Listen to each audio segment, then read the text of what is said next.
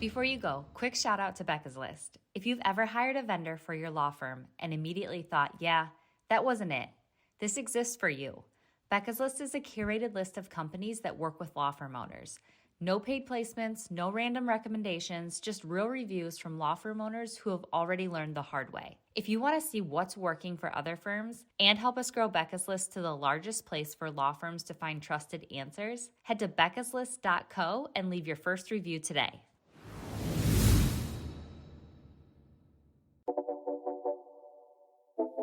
This is Maximum Lawyer with your host, Tyson Mutrix.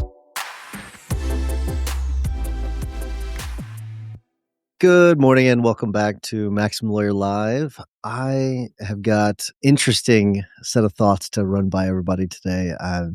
Hopefully you'll indulge me a little bit. There's a couple major threads that will sort of wind its way through this episode where it's kind of two things that have led to this conversation. The first is a post that I put in Circle for the association last week. And it was a question that I asked, what would my childhood self think of me? And so I've really kind of been going down rabbit holes with that. And then at the same time, we are wrapping up a bathroom renovation. We're just putting fine details on things at this point. All the major stuff is done. And Amy and I last night, we just kind of stepped back and she goes, like, step over here. Come on. Like, have you just stopped to look? And I was like, I don't know if I have. So we just kind of step back and look. It looks amazing.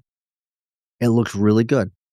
And so I was thinking hey, when was the last time? And this is more of a general question for everybody. When was the last time you built something with your hands and you stepped back and just thought, man, that feels good. That looks good.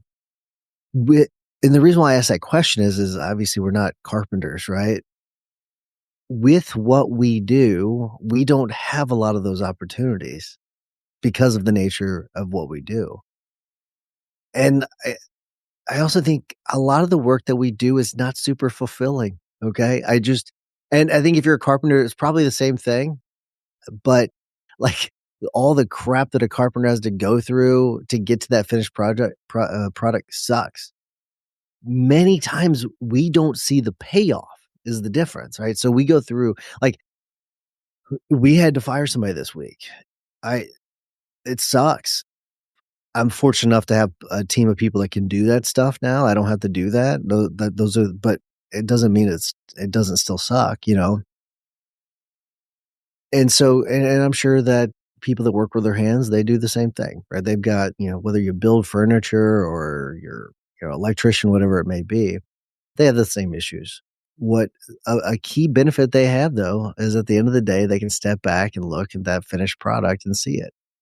And so it really got me thinking, okay, do people, and I went down a rabbit hole with ChatGPT asking a bunch of questions. Do blue collar workers have more job satisfaction than white collar workers? Are they happier? And generally those are no. White collar workers are generally happier. They have higher job satisfaction.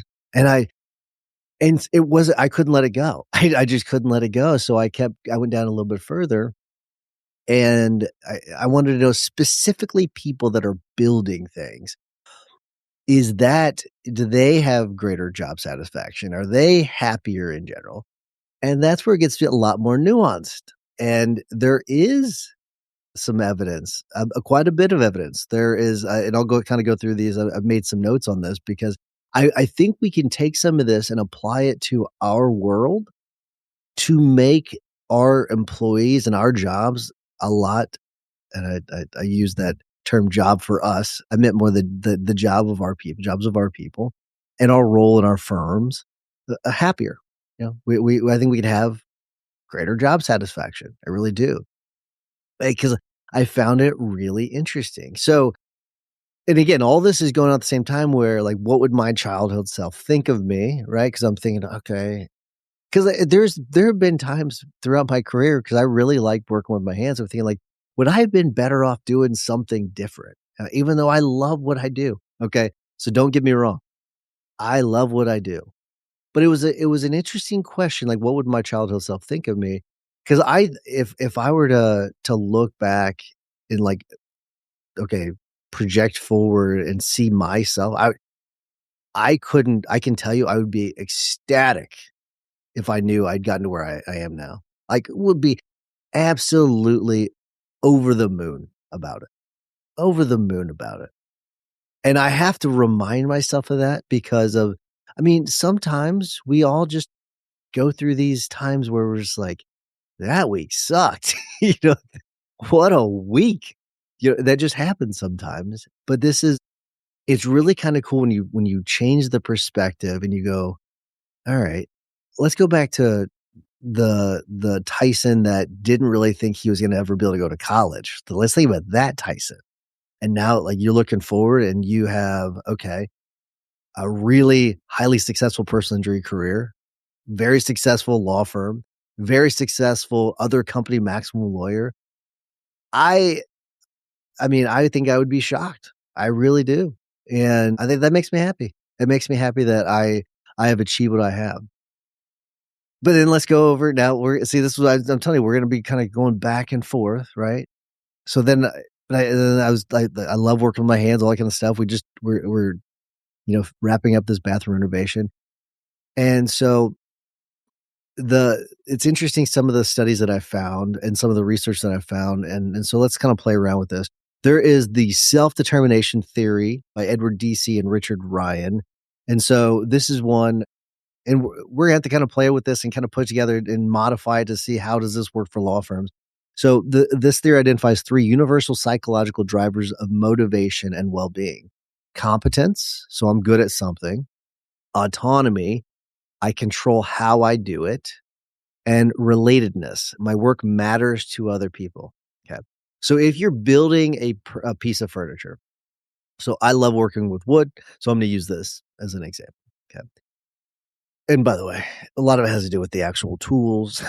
So if you're wondering, "Oh, how do you get good at woodworking?" A lot of it has to do with the tools you have. Okay, so I'll just kind of start with that. But so confidence, can I build a chair? Am I good at building a chair? I've never built a chair, so I can't say if I am. So, but let's say that you're a woodworker and you're really good at it. Okay, you're competent at it. All right. Autonomy. I control how I do it. Do I have control over how I build this chair? Maybe I add a cup holder here. Maybe I put a headrest there. You know what? This was going to be just a regular chair. We're going to make this thing a rocking chair. How much autonomy do I have? And then relatedness. My work matters to other people. Okay. So I'm building a chair that's going to be super comfortable, super functional, and people are going to love it. Okay. Great. So how do we do that when it comes to, let's say, a paralegal? Right? How do we do that when it comes to like a receptionist? So competence, I mean, I'm good at something. So like those are, yeah, you're good at your job, but what does it mean to be good at your job? And those of you that don't have job scorecards, this is an area that you're missing out. How do they know they're doing a good job? Is it just because you're telling them? I don't think that that's good enough. I really don't. You telling them that they're doing a good job, which you should be doing if they're doing a good job, that's not good enough. They've got to be able to know it based on certain criteria. So you give them the job scorecard so they know that they're doing a good job. They're not if they're just guessing, because they might be doing a great job, but they're guessing about it. Or they may be doing a terrible job and think they're doing a good job because they worked at another place where the criteria was completely different. So give them some sort of criteria in their jobs. Autonomy. Okay, so this is something I'll be really honest with you, I've struggled with. I have evolved substantially on my thoughts on this one, where I was a very concrete guy. Like, these are the rules, this is the way, and we do have a way of doing things. I have been more flexible in letting people get to the end point. Here's the start point. Here's the basic guidelines. And as long as you do these things, I've got certain things that you must do. But however you get from A to Z, as long as you follow our rules, stick to these guidelines, I'm fine with it. So we do give a greater level of autonomy now than what I used to. That is one I've had to come around to. And then relatedness, my work matters to other people. This is where I think a lot of firms fail. And I don't think that a lot of you realize it. A lot of you think, oh, of course, I'm doing a great job for my clients. This matters to other people. Yes, it matters to them. Then where you fail, where we all fail. Okay, this is not a you thing. This is not a me thing. This is an us thing. As a profession, we don't do a good enough job of telling our clients how good of a job we're doing. And I'm not talking about bragging. I'm just talking about communicating to them what's happening on their case, how it's affecting their case, how it's benefiting them. Okay. We've got to do a better job of explaining to our clients how we are improving their lives and how we are making whether it's a matter, a case, whatever it is, we've got to tell them, explain to them how this is making a difference in their lives. Just got to do that. Okay. So that's one thing. So because in this one, skilled trades, they score higher on competence and visible relatedness. Those two. When it comes to autonomy, it's a little bit different. Autonomy, they do score a little bit lower. I thought that was kind of interesting. So, and I think what the benefit they have is that people can touch the thing that they built.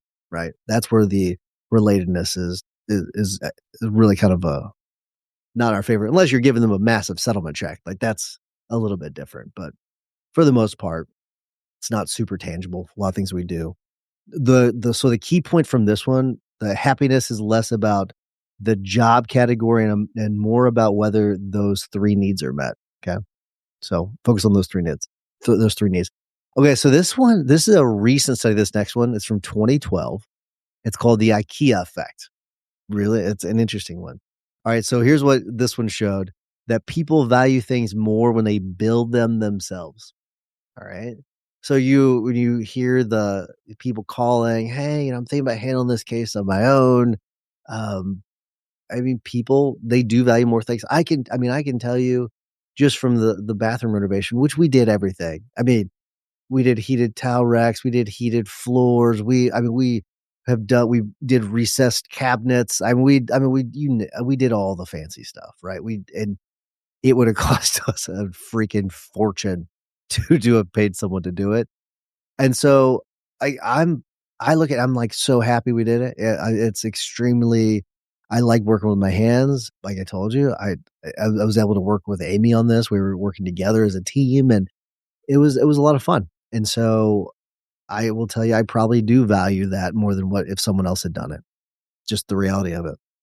So the psychological principle behind this finding is effort, justification, and ownership. Okay. So I put a lot of effort in it. Makes a whole lot of sense. That's part of the reason why fraternities and sororities are so powerful, because of that. It's the price of entry. So the price of entry, which it's that, that whatever you'll call it, Hell Week. I can't remember what you all call it. I'll just call it Hell Week. I don't think that's what it's called, but I always think of it as Hell Week. People, and you put people through, is it Rush or whatever it's called, and you'll put them through a bunch of rigmarole to get into the fraternity and the sorority. It's the same thing. Like the effort, when you put in the effort, you're going to value something a lot more. Okay. All right. So when it comes to this one, if we're talking about extending this to tradespeople, if assembling a cheap bookshelf increases perceived value, imagine framing an entire home or building a custom piece of furniture. That visible output strengthens identity and meaning. Okay. So this came to the reason why I pulled this one specifically is because I use the term fruits of their labor. Like I wanted to know if, because they were able to see the fruits of their labor, does it improve their satisfaction? And it seems that part's true. All right. So the next one's flow theory. And so a flow occurs when skill level matches challenge. All right. There is immediate feedback.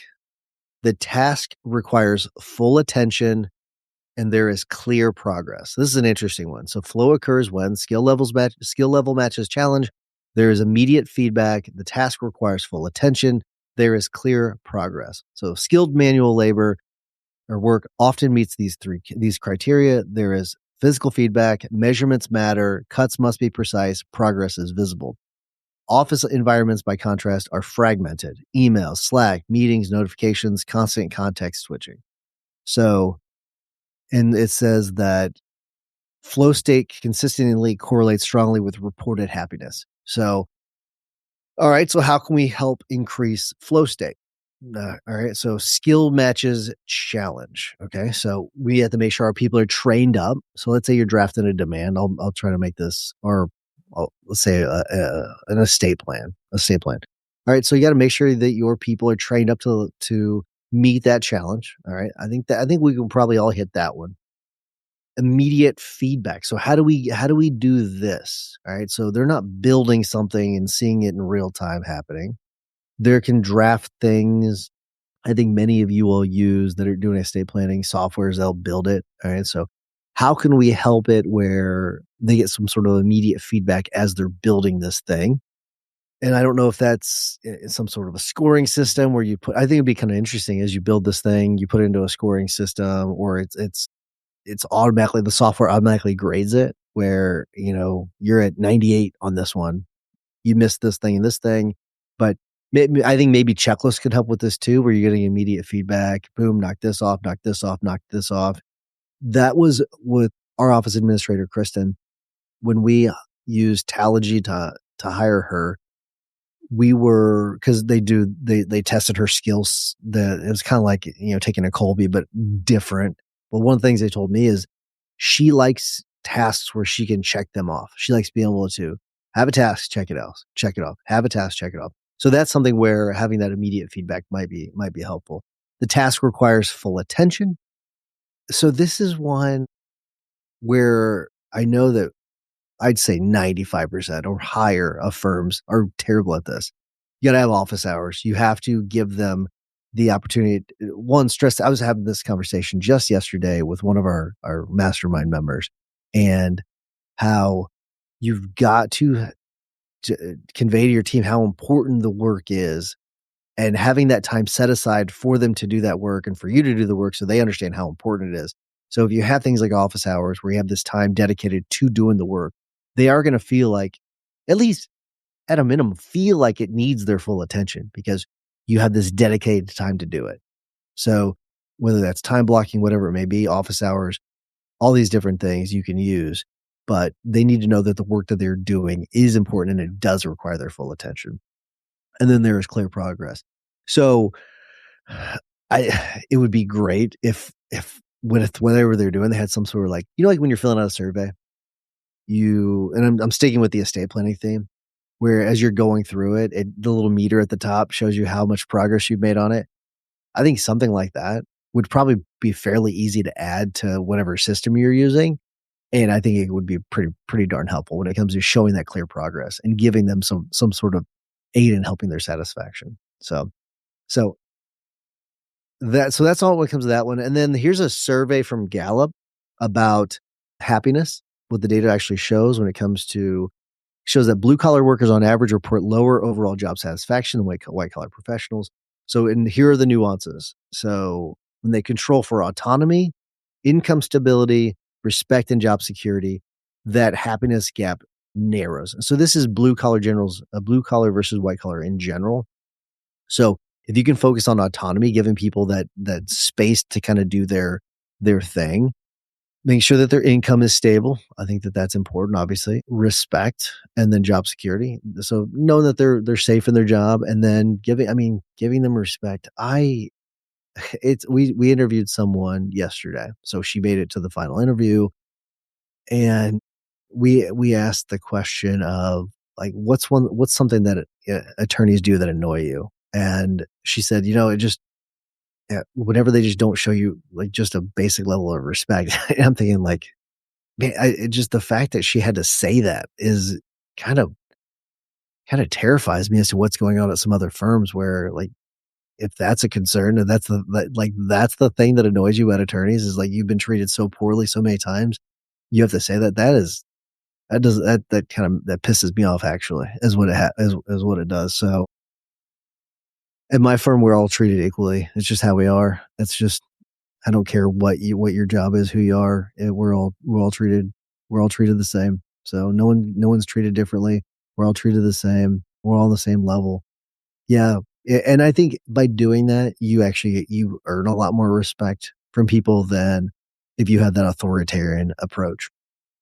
Just my opinion. Do your thing. If you want to If you want to drive fear into your people, go ahead, but it's just not the way I'm going to do things. So, all right. So, so I think that's all the studies I really want to cover with this. I guess the whole point is that, you know, just take some of the takeaways that I like, pick just one of those like, to focus on. I think one of the things I'm going to focus on is the whole competence, autonomy, relatedness part of it. And I think you could do that, but that's the self-determination theory. Or if you want to do like the flow theory, that's where the skill matches the challenge and immediate feedback and all that kind of stuff. I would say pick one of these and focus on that and see how it might improve some of the satisfaction from your people. I think it's kind of an interesting thing whenever you're thinking about how to compare like seeing the completed job compared to what we do. Like my first thought whenever I was looking at this, okay, maybe we could do like more scoreboards and all that because we have our quote unquote scoreboard for our KPI for the quarter or our rock for the quarter. But I mean, I'm sure there are other ways of like you can create spreadsheets with scoreboards. You can do a lot of different things, but just making it real for people is really really important. But back to the other question. So the what would my childhood self think of me? I am interested to see what people have to say about that because I do understand that like, depending on where you are in your career at this point, some of you may look back and think, "Man, I'm on the wrong track. I did the wrong thing. I chose the wrong career. I maybe I'm in personal injury right now or criminal defense right now, and that's not really who I wanted to be. I wanted to, be in business law or, I wanted to deal with contracts or something like that. And if that's it, that okay, then maybe this is time for you to pivot. So I do understand that there's going to be those of you that are going to hear this or watch this and have those thoughts that maybe you're not super proud of yourself. And I'm hoping that's not the case. I'm hoping that it's nothing like that. I'm hoping at worst that you just need to make a pivot and you can do that. It's never too late for that. You can still do that. I was talking to a chiropractor yesterday and I think he would be a orthopedist, fabulous orthopedist because he actually cares. He understands the medical better than I'd say most orthos. He really does. And he's got kids that are same age as mine. And I was like, like I know the kids aren't, close to being out of school, but once they are, maybe you should consider doing that. I don't know if he will, but I mean, it really is never too late. It's never too late to go back and do something different. But those of you that are super proud of what you've done, congratulations. That's great, but keep pushing. Keep pushing. What I don't want you to do is get lazy and think, "Oh, I've accomplished all my goals at this point now." Because Tyson said so. That's not what I'm saying. I'm saying be proud of where you are, be proud of the things you've done, but keep going. Don't stop, don't let up. I mean, I think growth doesn't mean making more money. Growth doesn't mean, hiring more people. That's not what I'm talking about. I'm saying personal growth. Okay. Keep growing as a human, as a person, keep learning new things. I think you'll be better off for it. And I mean, there's lots of studies, Alzheimer's. If you need some actual data, some of you are data people. If you there's many studies on Alzheimer's and dementia. If you continue to keep learning, especially if you learn new languages, that helps with things like that. So continue to grow as a person. Don't don't put the golden handcuffs on. Don't do that. Just keep moving on. So, all right, everybody, that's all I have this week. Have a wonderful week. Hopefully you enjoyed this one. Let me know in the comments what you thought. I have not asked for this in a while. I know I'm doing this one live in the association. So, and check out the association. Go to maximumlearner.com. I would love to have you in there. But if you don't mind leaving us a 5-star review, it would really appreciate it. It does help spread the love to other people. And so check out the association. Check out the Becca's List, beccaslist.co. That's where you can check out vendors that could work for you, may not work for you. We do not charge anyone for it. It is free. This is a service. We want to build a level the playing field so that legal vendors can't take advantage of us anymore. That's the whole idea of it. But have a great week, everybody. We will be talking to you. See you, buddy.